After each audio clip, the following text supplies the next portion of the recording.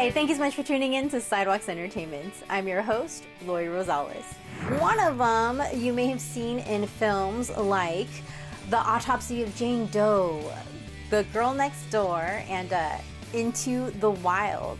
And joining him is the director of the film Bau, Artist of War, but you've also seen some of his work in Even Stevens, That's So Raven, Reagan, Soul Surfer, and The King's Daughter.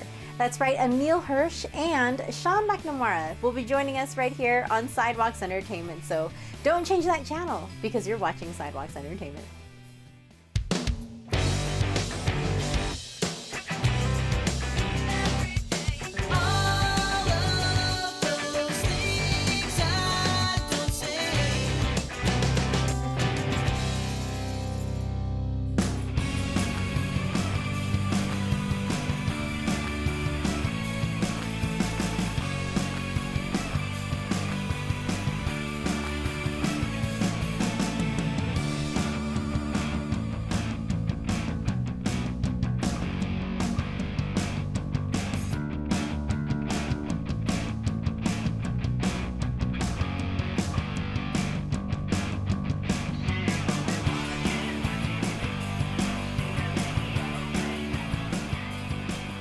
I'd like to welcome Emile Hirsch and Sean McNamara to Sidewalks Entertainment. Hi, it's so great to have you guys on our show. Thank you so much for joining us. Great to be here. Thank you so much. Thanks for having us. So Emile, Bau, Artist of War, The Autopsy of Jane Doe, The Girl Next Door, Into the Wild, reflecting back to the beginning of your career, how did you get into the work that you do? What led to your first big break as an actor?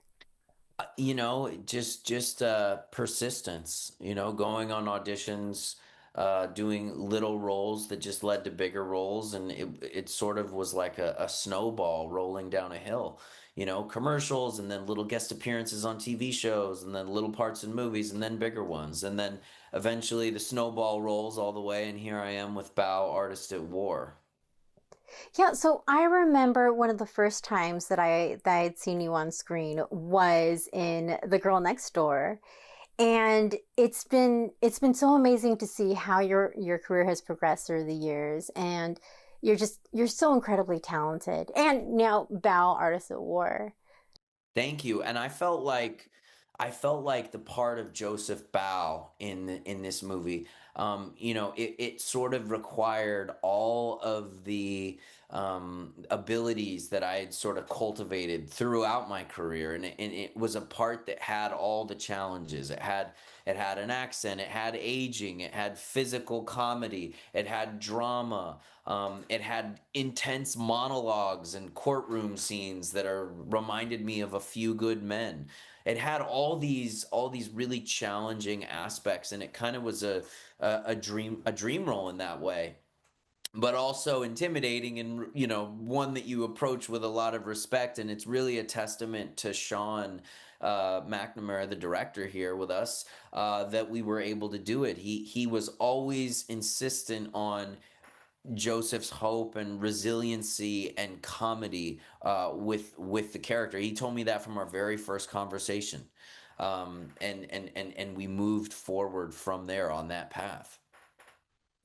Yeah, so Sean, your work spans from some of our favorite childhood shows like Even Stevens, That's So Raven, and then later you went on to create movies like Reagan, The Soul Surfer, The King's Daughter.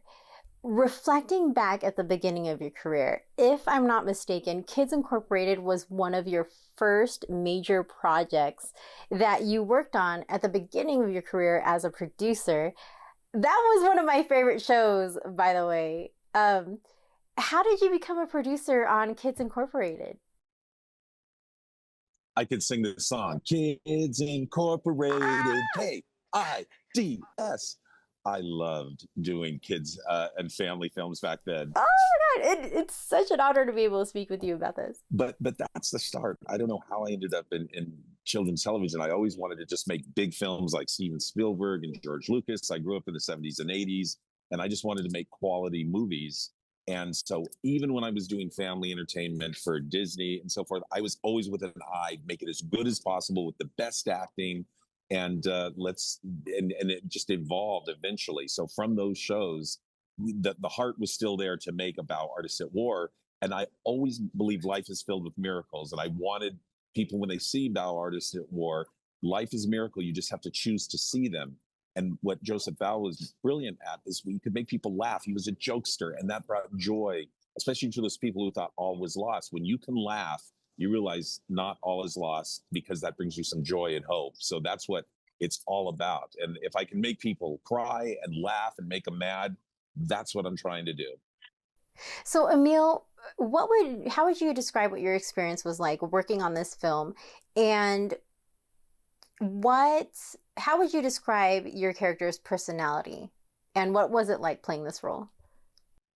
So, playing this role, it was a combination of, okay, how do I find the resiliency that he had, the hope, but also how do we nail this sense of humor? Because he's referred to throughout the movie as being this eccentric with the sense of humor.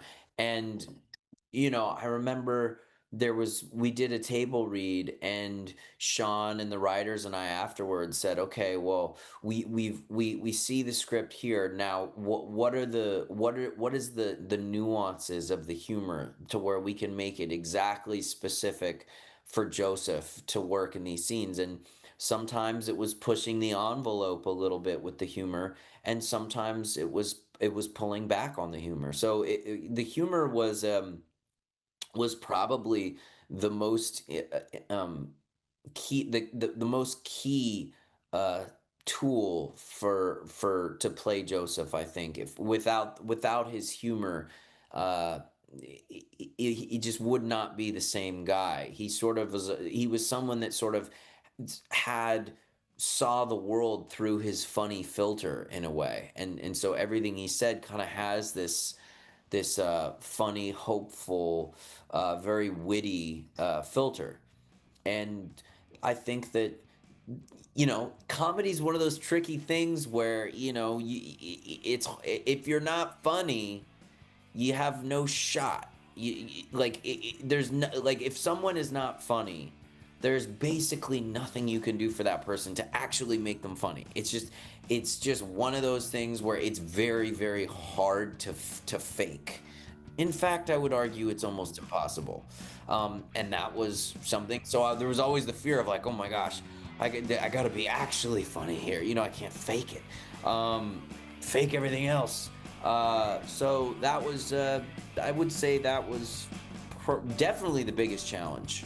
Don't change that channel, because we have more with Emile Hirsch and Sean McNamara when Sidewalks returns.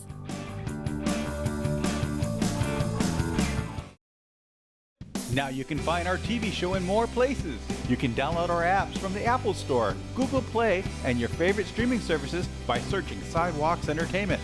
On social media, you can find us on the major platforms at Sidewalks TV Show, and of course, our website at sidewalkstv.com.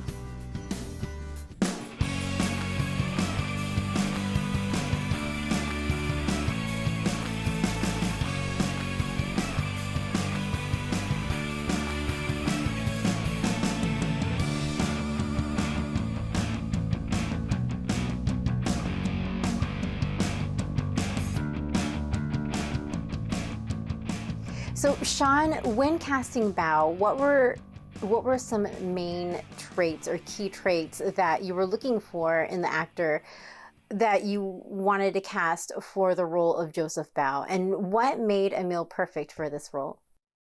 Well, again, it had to be somebody incredibly talented. Luckily, Emile said yes to doing the part. And then to have chemistry with Inbar Lavi.